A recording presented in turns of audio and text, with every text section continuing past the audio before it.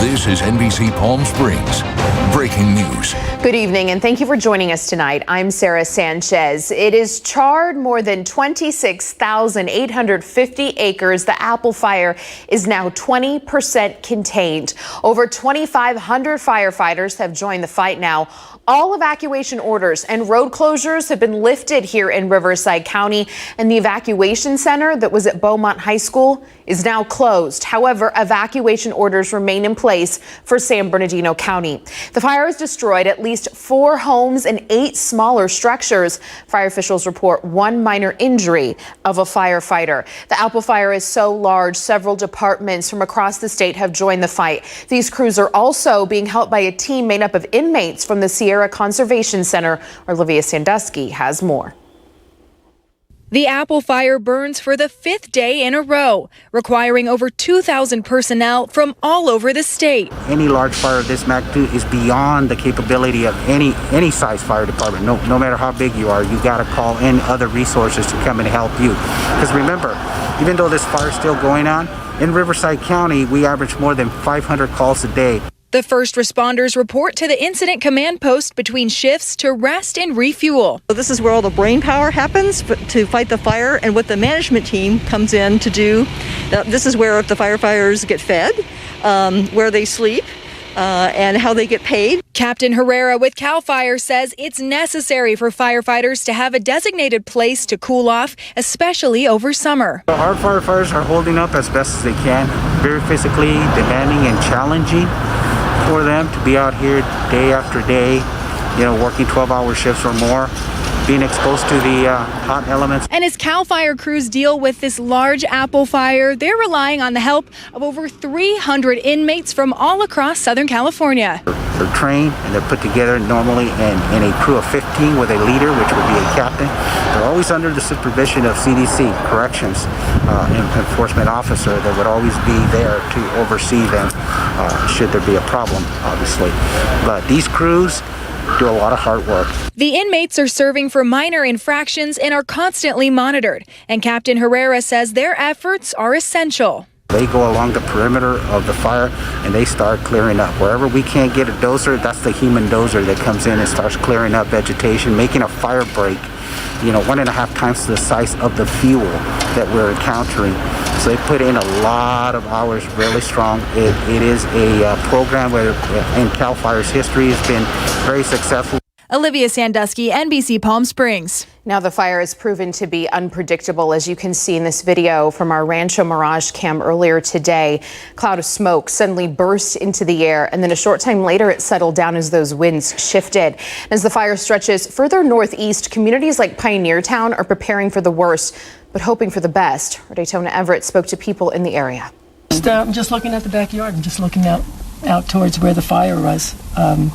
And I just snapped a picture. Ever since Christine took these pictures at her house in Pioneer Town on Saturday, she's been on high alert. 5 horses, 1 donkey, and several dogs. Christine says when it comes to evacuations, time is key. This is the 3rd time. This is not the first time. So you kind of have to, decide when is the best time to move on. Pioneer Town was hit hard by the Sawtooth Fire in 2006, a fast-moving blaze that ripped through the area. In 2006, I think we had 9 minutes to get out. That memory is keeping everyone in town on edge when it comes to the Apple Fire. It's scary. That's why I stopped here to try and get some information. Reed Olson stopped to speak with fire crews who were sent to Pioneer Town specifically to brief residents on the status of the Apple Fire. We're trying to work with any of the public, answer any questions, and make sure that we have a good contingency plan if the fire does make it here. With your expertise, do you see the fire reaching this far to Pioneer Town? We're looking to see some favorable weather conditions in the next couple of days, and with the lake and Sawtooth burn scars, I'm feeling pretty optimistic. If things do ramp up, we'll get additional resources, air tankers, bulldozers, hand crews, and more engines in here. So I think we're in pretty good hands. Christine still says it's better safe than sorry. It's just a matter of getting the livestock out. For now, it's a waiting game in Pioneer Town as the Apple Fire peaks over the mountains. Daytona Everett, NBC Palm Springs. Now to an update on the water fire, this one in Whitewater. It's fully contained tonight. The fire broke out Sunday, burning 52 acres. No structures were damaged, thankfully, and we don't have any word on the cause. This is a live look at our Agua Caliente casino cam in Rancho Mirage. You can see still smoke in the air. We're going to send things over to NBC Palm Springs Chief Meteorologist Mike Everett with a look at conditions. Mike, how are crews going to be dealing with this fire tonight in terms of the weather? Well, it's windy out there right now for starters. We're tracking some winds that are sustained in the 20 to 30 mile an hour range out there. We were expecting that tonight.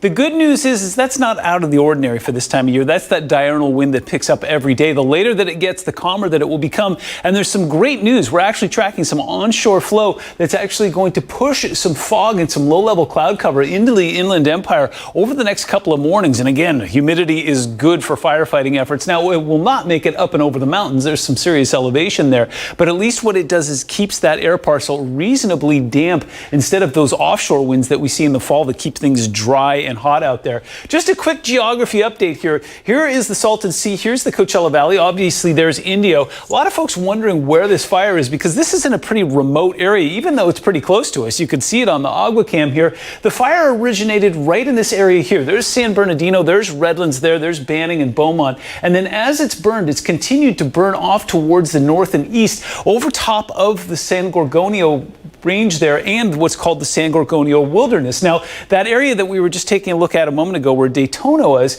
is over in this area here. So if you've ever been up towards the Yucca Valley and then you cut this turn right here out towards the Homestead Valley, this is the Lucerne Valley as well. This is kind of the back way to go towards Big Bear. Well, the folks who are currently looking at evacuations are right in this zone here. So this is very close to home for us. It's also where the majority of that smoke is going. So taking a look here, we've got a couple things I want to show you. That frontal boundary that's moving in from the north and west here is going to take temperatures down. Yeah, I got some great news for you in the full forecast. It's also going to pick up those afternoon winds, expecting those to get up to about 30, 40 miles an hour, even in the Banning Pass again tomorrow. But patchy afternoon fog is exactly what we're looking for. Taking a look from space here, this is some satellite imagery from earlier this afternoon, and it kind of shows why we are seeing some smoke here in the Coachella Valley, but the densest of the smoke is thankfully being blown from the west off towards the east, and even with a little bit of a northeasterly easterly bent to it. So folks as far away as Phoenix, Arizona have been seeing and smelling this smoke. And again, even though it's coming down into the Coachella Valley, it's not as bad as it could be.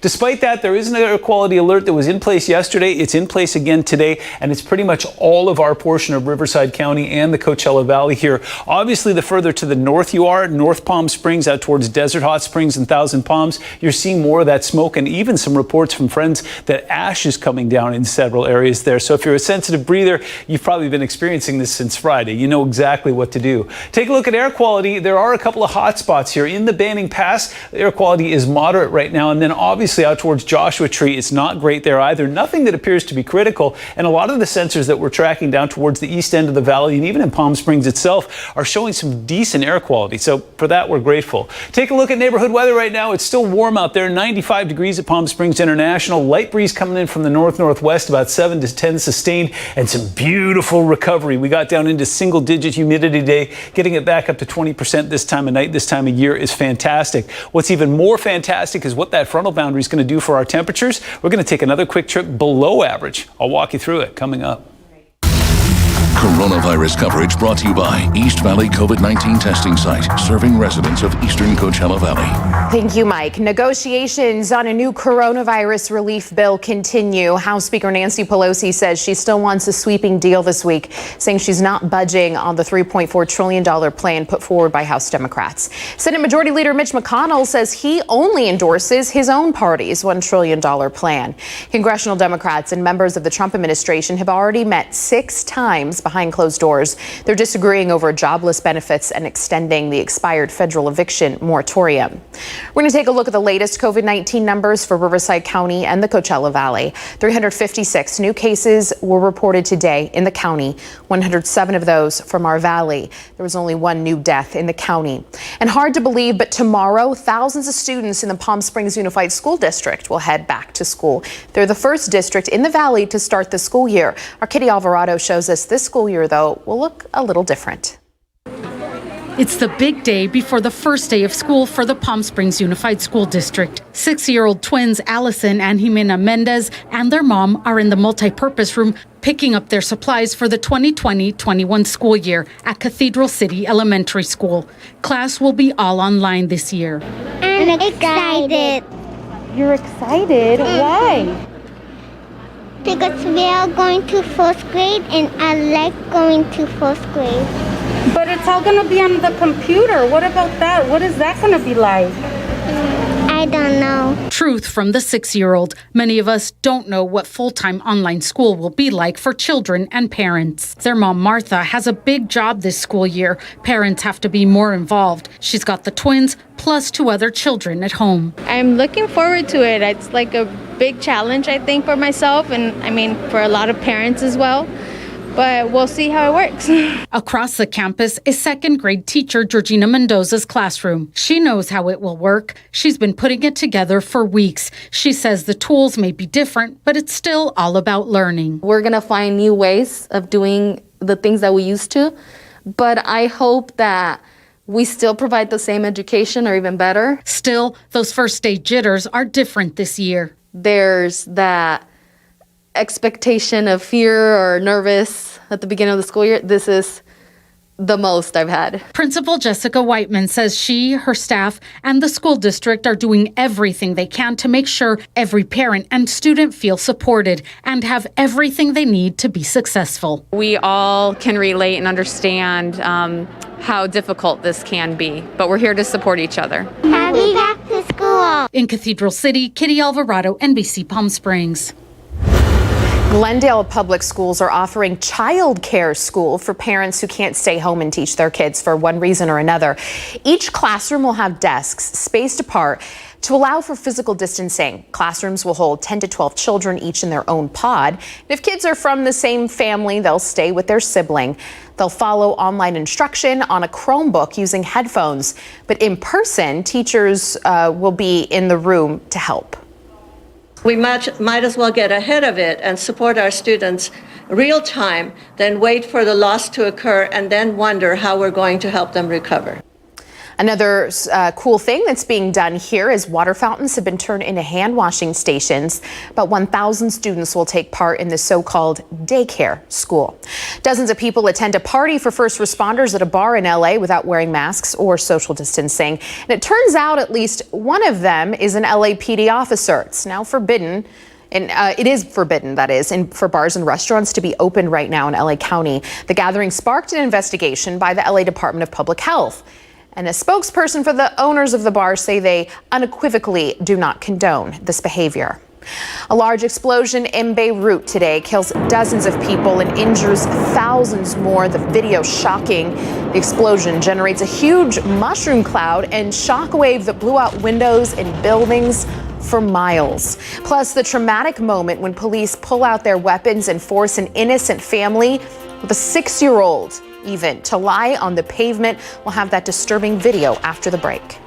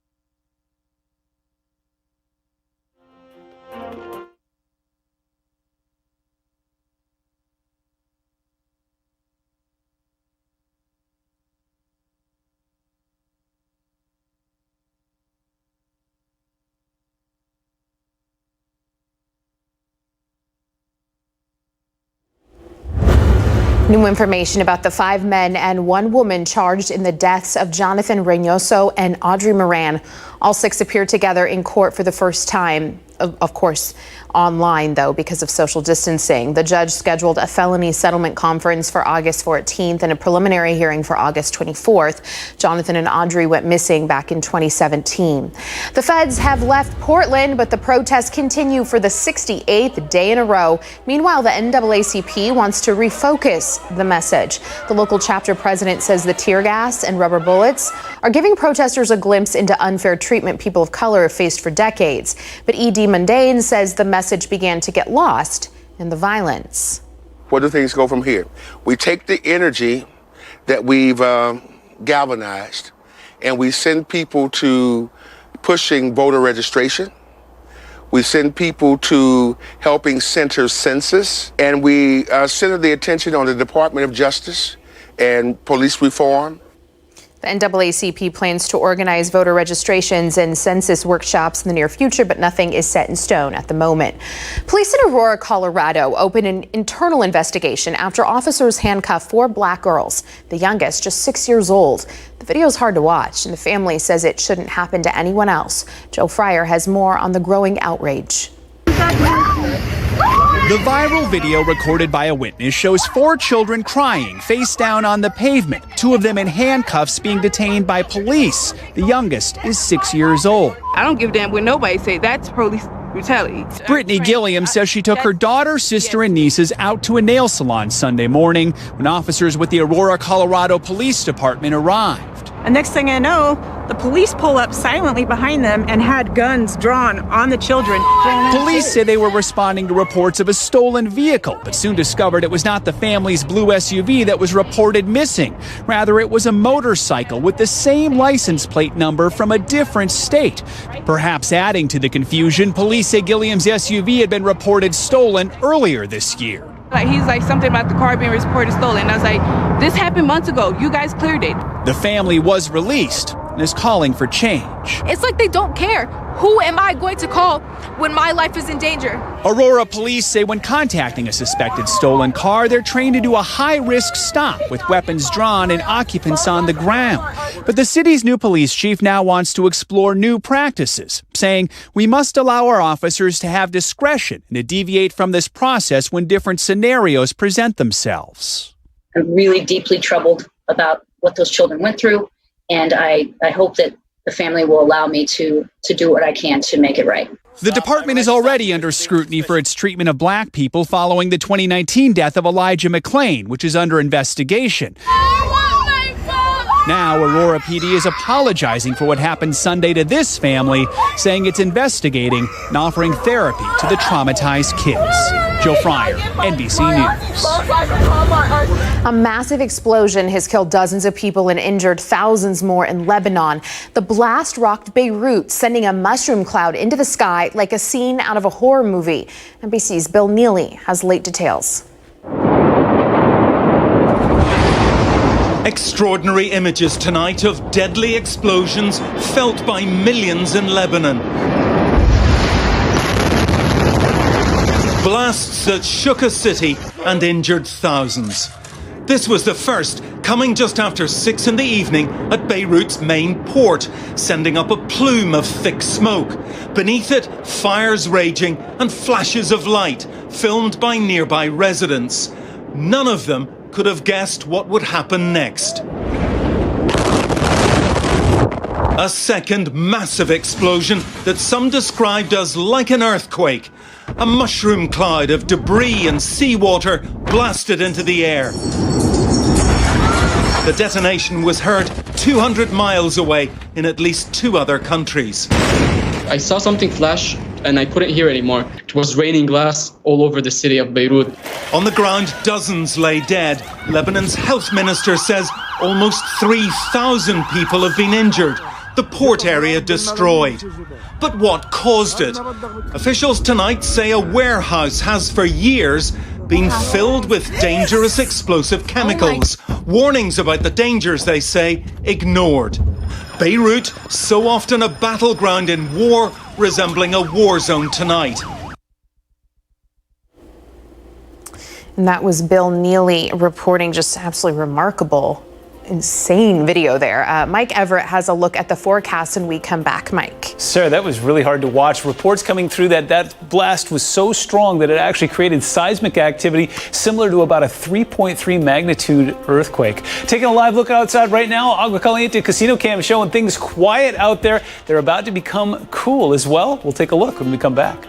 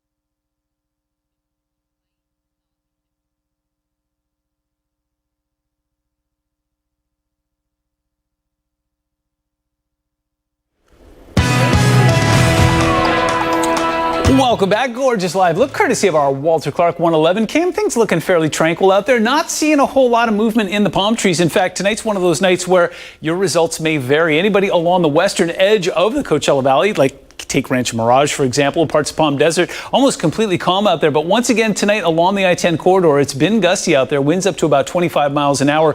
That's the diurnal pattern, and that is what we'll see more of on Wednesday. Again, not great for the firefighting efforts up towards the Apple Fire there, but it could be a lot worse, especially those conditions we see in the fall where everything's coming offshore. We've got exactly the opposite going on right now. You're going to have to really stretch your imagination to see it, but there is a frontal boundary associated with a low pressure system way off in the northwest there that's going to swing into Southern California over the next 24 hours. And as I mentioned earlier, it does a couple of great things for us. It will raise our relative humidity. That's good for firefighting. And it will also take temperatures down. That's just good for life. Hey, you saw that blur, that buzz way up in the northeast there. This is Isaias, and now that I've learned how to say it, it's moving very quickly off towards the north there. In fact, taking a trip up into Canada, post-tropical cyclone. It's going to make its way up into Newfoundland there, and then eventually out into the Atlantic.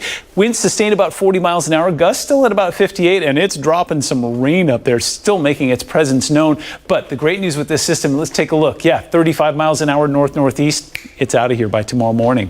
112 is what we did today. 107 is the 30-year average for today's date. 121 is the record set back right around the time they were stepping on the moon. 83 in the overnights is way too warm. 78 is the 30-year average, and the record is 55, set back in 1933. Taking a look back over July, it was a very interesting month, and it was a very hot one. Takes your eyes a second to adjust to this. All you need to know is everything in red was a day that was above average. Everything in blue was below average. We started off below average. We had that nice little patch there on the 23rd and 24th, and we set two records on the 31st and on the 12th, where we crossed that 120 mark. 122, just 1 degree shy of the all-time record at Palm Springs International. So it's been a warm summer.